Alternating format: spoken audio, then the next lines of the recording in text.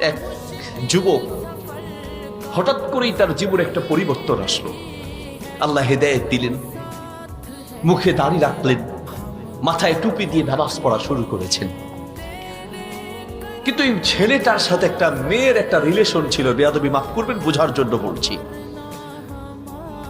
ছেলেটা যে মেয়ের সাথে রিলেশন, তাকে একটা মেসেজ পাঠিয়ে দিয়েছে, আজকের পর তোমার সাথে আমার আর কথা হবে না, আমি আল্লাহর পথে চলে এসেছি, তুমিও আল্লাহর পথে আসো।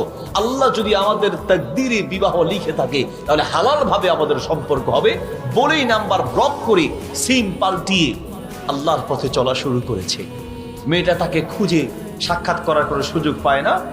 একদিন দেখছে এই যুবক অজু করছে একটা পুকুরে, মসজিদে নামাজ পড়তে যাবে, পুকুরে অজু করছে। পুকুরের ওই পারে মেয়েটার বাড়ি। মেয়েটা দেখেই দৌড়ে উঠে সিঁড়ির দিয়ে উঠে ছাদ থেকে যুবকটাকে ডাক দিয়ে বলছে, তুমি বুড়া বয়সের কাম জুয়ানকালে শুরু করছো কেন?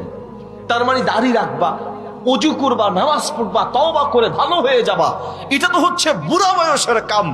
বুড়া বয়সের এই কাম তুমি জুয়ানকালে কেন শুরু করেছো?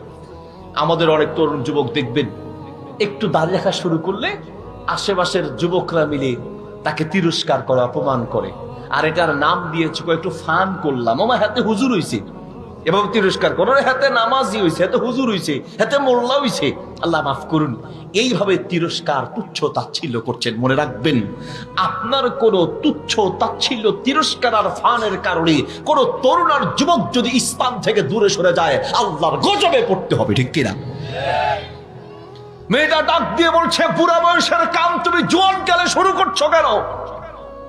যুবক সেদিকে না তাকিয়ে অজু শেষ করে পিছন দিকে ফিরে নামাজ মসজিদের দিকে যাচ্ছে আর চিৎকার করে বলছে, আমি বুড়া বয়সের কাম জোয়ানকালে শুরু করেছি, কারণ আমি আমার জীবনে বুড়া বয়স পাবো এমন কোনো গ্যারান্টি আমার জীবনে নাই, এই জন্য আমি জোয়ানকালে শুরু করেছি। আল্লাহু আকবার।